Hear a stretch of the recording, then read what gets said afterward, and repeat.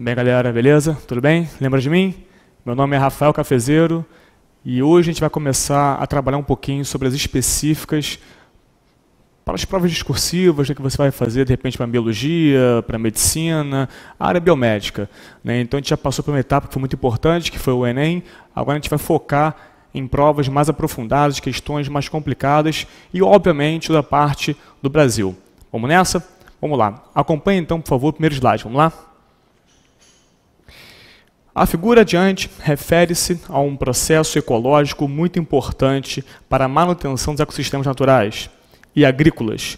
Analise essa figura e responda as questões a seguir. Bom, olha para cá. Você percebe então que tem uma questão que fala sobre plantas, né? Eu costumo falar bastante em sala de aula porque você tende a se afastar um pouco das plantas, né? Você tende a ter uma aversão do que é distante de você. Né, você tende a usar o nosso corpo como medida sempre. Né, o que se afasta de você, você cria uma aversão. Na verdade, isso é diferente de você. Né, continua tão fácil quanto a fisiologia animal.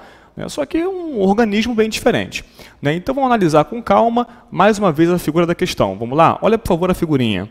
Né, você percebe claramente um inseto, uma abelha, né, esse inseto visitando flores. Né? Nós temos aqui uma flor, nós temos aqui uma outra flor, né, a flor da planta A, flor da planta B, né, e algumas estruturas evidenciadas. Né? Vamos tentar entender primeiro o que a pergunta, o que a questão quer. Né? Vamos lá, passando no próximo slide. Ó. Letra A.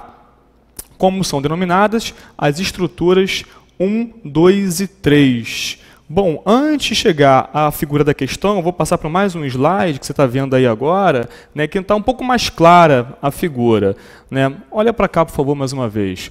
Cara, a maioria das angiospermas, não esqueça, né, se a questão fala sobre flor, você já sabe que é uma angiosperma. Né? Só para lembrar, a gente está num grupão chamado espermatófitas, né, e dentro de espermatófitas você encontra gimnospermas, as coníferas, os pinheiros, e as angiospermas, aquelas plantas que apresentam flores e, consequentemente, apresentam frutos. Estamos, então, portanto, dentro de angiospermas. Ok? Bom, analisando aqui o órgão reprodutor.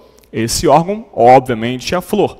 Importante, a grande maioria das plantas apresenta flores hermafroditas. E o que isso quer dizer? Obviamente apresenta tanto o aparelho reprodutor masculino como também o aparelho reprodutor feminino.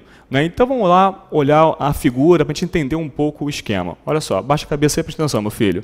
Ó, repara ali que nós temos aqui as pétalas, né? Aqui o receptáculo floral. E aqui partindo, né, uma estruturazinha, né, e aqui em cima você vê lá, ó, produção de pólen. Né, nós temos dois aqui. Né, e aqui no detalhe você encontra que na ponta uma região chamada de antera. Né, e qual deve ser essa relação com a reprodução, professor? Vamos lá, pensa comigo. A antera é a região que produz pólen. Olha para cá. Mais uma vez, a nossa intenção aqui é fazer um apanhado geral. Né? Vamos lembrar que uma grande aquisição evolutiva das espermatófitas, mais uma vez, quem são as espermatófitas? São gímeno e angiospermas. Uma importante aquisição evolutiva das espermatófitas é a produção de pólen. Né? Vamos tentar, com a figura, lembrar como acontece, ou melhor, qual é a grande vantagem dessa estrutura. Vamos lá? Bom, temos aqui então a parte chamada antera, que é a parte masculina. Né? E aqui você vê a parte do meio, a parte feminina. Né? A parte feminina é basicamente o seguinte, importante para a gente aqui hoje. Okay? Você encontra o ovário, você encontra aqui o estilete e aqui estigma. Café, qual é a atuação de cada um aqui nessa figura? Vamos tentar pensar o seguinte, ó. A produção de pólen acontece aqui. Onde, Café? Lê para mim aí, ó, na antera. Não esqueça que a antera faz parte do aparelho reprodutor masculino, ok? Enquanto que a antera produz o pólen, de algum jeito, esse grão de pólen tem que cair na parte feminina. Onde, Café? Numa região, numa aberturinha chamada estigma. A região chamada de estigma é a região que vai receber o grão de pólen. Mas repara, filhote, o grão de pólen ele não vai entrar na parte feminina, ele fica aqui em cima, no estigma. De algum jeito, então, os gametas que serão produzidos a partir daqui tem que chegar lá embaixo, numa região chamada de ovário, onde você vai encontrar o gameta feminino. Então vamos lá, olha a figura aqui no detalhe, né? Como se fosse ampliar essa região aqui. Mais uma vez, ó, aqui seria a região do estigma, você percebeu que chegou o grão de pólen aqui em cima, e a partir do grão de pólen surge o tubo polínico. Mais uma vez, tubo polínico. Bom, Café, qual deve ser o grande barato desse tubo polínico? Volta para cá, vamos lembrar aqui mais uma vez. Estamos falando de angiospermas e, mais uma vez, as angiospermas são um grupo de espermatófitas. E a gente falou logo mais cedo que as espermatófitas apresentam um grão de pólen. Tá, ok. E qual é o barato mesmo, Café, do grão de pólen? Simples. O grão de pólen produz o tubo polínico. E é justamente o tubo polínico que vai encaminhar o gameta masculino na direção do feminino. Mais uma vez, a importância do grão de pólen é produzir o tubo polínico, e o tubo polínico vai se encarregar de encaminhar o gameta masculino na direção do gameta feminino. Volta lá então a figura. Bom, como assim, Café? Olha o detalhe. Aumentamos mais um pouquinho aqui, você encontra, ó, bem ampliado o grão de pólen, onde, Café? Nessa aberturinha da parte feminina chamada estigma, crescendo a parte do grão de pólen, o tubo polínico. Vamos só lembrar aqui, né, das estruturas que você encontra dentro desse tubo polínico. Você encontra um núcleozinho, outro núcleozinho e um terceiro núcleozinho. Esse primeiro núcleo é chamado núcleo do tubo. Função: promover o crescimento polínico. Olha o detalhe aqui, ó.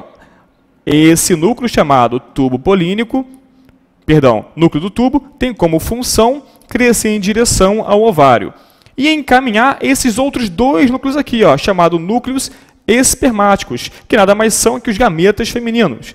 Aqui embaixo você vai encontrar, obviamente, o gameta feminino, chamado oosfera, e dois núcleos polares. Bom, volta para cá então. Reparamos então o seguinte, que nesse esquema nós temos a reprodução de angiospermas. Sai o grão de pólen de uma flor, chega em outra, sai da parte masculina, vai para a parte feminina e lá vai acontecer a formação do tubo polínico. E isso é legal, mais uma vez, o tubo vai encaminhar o gameta masculino na direção do feminino e mais que isso, independendo da água, coisa que você não encontra nas briófitas e nas pteridófitas. Briófita e pteridófita, não esqueça, dependem de água para fecundação. Bom, tá, a gente fez aqui uma parada geral, se a gente precisar, a gente volta a essa figura, ok? Vamos voltar lá à pergunta. Ó, na letra A está assim, ó, dá uma olhada aí, ó.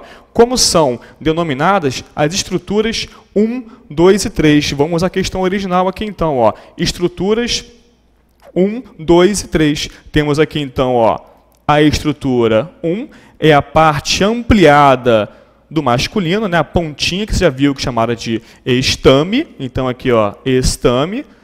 Produziu vários grãozinhos, chamados grãos de pólen, estrutura 2, grãos de pólen, e o grão de pólen vai ser encaminhado por essa abelhinha aqui, ó. A abelhinha vai levar de uma planta a outra, né? E quando chegar esse grão de pólen na outra flor, onde, Café? Na parte feminina. Cara, a parte feminina tem várias porções, ó, estigma, estilete, ovário. Esse conjunto todo você pode chamar de gineceu, tá? Assim como você poderia falar que todo o aparato masculino é o androceu, todo esse conjunto feminino é o gineceu. Volta para cá então. Respondemos então a letra A. Até aí tranquilo? Beleza? Bom, vamos lá. Letra B. Como o processo ilustrado na figura é denominado e qual a sua consequência para a planta A? Vamos lá, então. Repara o seguinte, estamos percebendo o transporte do grão de pólen de uma flor a outra, e mais que isso, de uma planta a outra. Meu amigo, olha para cá, é essencial que haja a fecundação cruzada em planta. Repara, então, que esse animalzinho aí, essa abelhinha, vai levar o grão de pólen de uma flor a outra, de outra planta, o que aumenta, obviamente, a famosíssima variabilidade genética. Então, você vai perceber um aumento de variabilidade genética graças à atuação desse agente polinizador. Até aí, tranquilo? Vamos lá então, ó, respondendo a letra B, ó, como o processo ilustrado na figura é denominado polinização e qual a sua consequência para a planta A? Aumento de variabilidade genética, ok? Beleza. Letra C, pode ler aí comigo, ó. Por que é importante que a estrutura 2 seja transportada pelo inseto entre flores de plantas diferentes, em vez de transportada para outra flor da mesma planta? Vamos lá? Mais uma vez, a gente acabou respondendo B e C ao mesmo tempo, né? Vamos lá, ó. Quando você pensa em polinização, o ideal é que haja fecundação cruzada. Tanto é verdade que em muitas plantas é incomum que você encontre tanto a parte masculina como a parte feminina, as duas ativas. Ela às vezes amadurece uma porção para evitar a autopolinização. Bom, beleza. E letra D. Quanto à evolução dos angiospermas, existem duas adaptações das flores relacionadas à atração de insetos, que promovem processo evidenciado na figura. Então, mais uma vez, ó, ele quer saber aí a adaptação de atração. Vamos lá descer mais um pouquinho, né? Você encontra nessa figura pétalas, olha para cá, as pétalas podem ter várias cores, então atrai pela cor, pela visão. Outra coisa, você já sentiu um perfume de uma rosa, glândulas odoríferas chamam a atenção também, né? E, obviamente, um presentinho. Que presentinho é esse? O famoso néctar. Até tranquilo? Repara o seguinte, cara, olha lá mais uma vez na figura, no slide, eu fiz questão de botar para vocês, né, vários exemplos de polinização, né, aqui usando, né, como na questão abelha, né, não esqueça que a abelha é um inseto, então aqui seria uma polinização por entomofilia, ou seja, por um inseto, aqui ó, usando um outro animal, o beija-florzinho. O beija-flor é uma ave, ornitofilia nesse caso, e aqui, né, esse bicho estranho, feio pra caramba, que você conhece bastante, do filme do Batman, o morcegão. O morcegão, cara, eu acho o bicho mais feio que tem, mas enfim. Esse bicho aí, ele é interessante porque ele também pode ser um agente polinizador. Nesse caso, quiroptofilia, né, que vai fazer a polinização a partir desse bicho chamado morcegão. Não é isso? Bom, olha pra cá, questão 1, então a gente fecha. Tranquilo até aí? Alguma dúvida? Não, né? Facinho, facinho. Não é isso? Vamos para a próxima? Olha a próxima aí. Na região sudeste do Brasil, as paineiras frutificam em pleno inverno, liberando suas sementes envoltas por material lanoso. Café, que é isso? Lanoso, lembra lã. Como mostra as figuras abaixo, tal fato está relacionado com o mecanismo de dispersão das sementes. Então temos aí, né, um fruto bem inusitado, né, com material lanoso. Né, bonito, né? Maneiro. Vamos lá então, ó. Letra A. Explique como ocorre a dispersão das sementes das paineiras e qual a importância da frutificação ocorrer no inverno da região sudeste. Bom, olha para cá. Já vimos o seguinte, a gente está focando aqui bastante em um tipo de planta, o tipo de planta chamado angiospermas, não é isso? Dentro de angiospermas, ou melhor, em angiospermas, você pode encontrar várias características. Nesse caso, na primeira questão, a gente viu um pouco sobre flor. Aí vamos lembrar o que acontece depois, né, da flor. Né? Olha só, olha a próxima figura aqui embaixo. Essa figura resume a reprodução. Ó. Temos aqui, não esqueça, ó, a parte masculina, uma planta, mais uma vez, ó, com flor hermafrodita, ó, feminino e masculino. Produção de grãos de pólen, foi de uma plantinha a outra, chegou na parte feminina. Olha aqui evidenciando na figura, ó, crescimento do tubo polínico, que permitirá uma fecundação sem a atuação da água, diferentemente do que você encontra em briófita e pteridófita. Acontece que, então, a fecundação independente da água, graças ao nosso amigo tubo polínico, mais uma vez. E aqui acontece o quê, cara? Vamos lá, olha para cá. Em angiospermas, diferentemente do que acontece em gimnospermas, há dupla fecundação. Como assim, Café? Um núcleo espermático vai fecundar a oosfera e outro núcleo espermático vai fecundar os núcleos polares. Dupla fecundação. Beleza. Quando acontece essa dupla fecundação, obviamente, o fruto da união de um núcleo espermático com a oosfera dá origem ao embrião. E o fruto da fecundação do outro núcleo espermático com os glóbulos polares vai dar origem ao endosperma. Endosperma e embrião formam a semente. Só para lembrar, qual é a função do endosperma? A função é muito simples. Endosperma vai nutrir o embrião, porque o embrião não faz ainda fotossíntese. Até aí, tranquilo? É um detalhe que é bom você ficar na sua cabecinha, tá, cara? São 2 núcleos polares. Se são 2 núcleos polares e mais um núcleo espermático, então o endosperma é 3N, é triploide. E o embrião, como sempre, diploide 2N, ok? Mais uma vez, esse conjunto chamamos de semente. Uma vez formando, né, a semente, olha para cá agora para a figurinha, você percebe o seguinte, que essa região aqui da flor, chamada ovário, começa a se desenvolver, dando origem ao nosso queridíssimo fruto. Aí você pensa comigo, né, Café, qual é a função do fruto?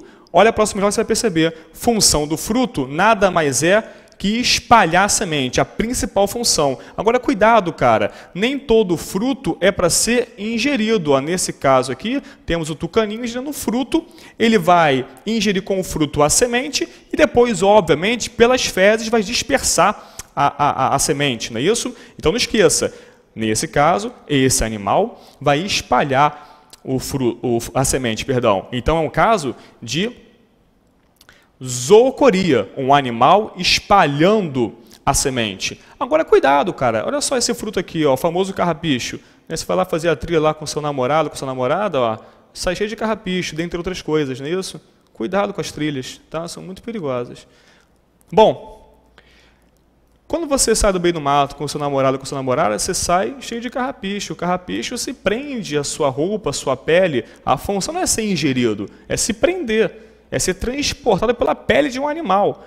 E aqui, né, o nosso amigo dente de leão, né, bonitinho aqui nesse dente de leão, obviamente a função é ser espalhado pelo vento. Então volta para cá. Não vai achar que a função de todo fruto é chamar a atenção de um agente dispersor. Né? A função, além de proteção, é também ajudar no espalhamento, mas pode ser também pelo vento, pela água. Ok? Vamos voltar à questão, vamos lá. Explique como ocorre a dispersão das sementes das paineiras. Se você voltar lá ao enunciado e voltar à figura, você percebe que tem um material lanoso, que é pouco denso, então, obviamente, vai ser pelo vento. Pelo vento, a anemocoria é a dispersão da semente. Letra A já foi respondida. Ainda tem uma outra pergunta. Qual a importância da frutificação ocorrer no inverno? Vamos lá, olha para cá. Se vai acontecer no inverno, obviamente, é porque a estação seca. Se a estação é seca, chove menos. Então é mais fácil espalhar pelo vento tal fruto com a tal semente. E letra B, volta lá. Diferentemente das paineiras, existem plantas que investem na produção de frutos carnosos e vistosos. Aqui, ó, carnosos e vistosos. De que maneira tal estratégia pode estar relacionada à dispersão de sementes? Vamos lá, olha para cá. A gente acabou de ver que tinha um tucaninho no outro slide, né, engolindo um fruto e, consequentemente, engolindo uma semente.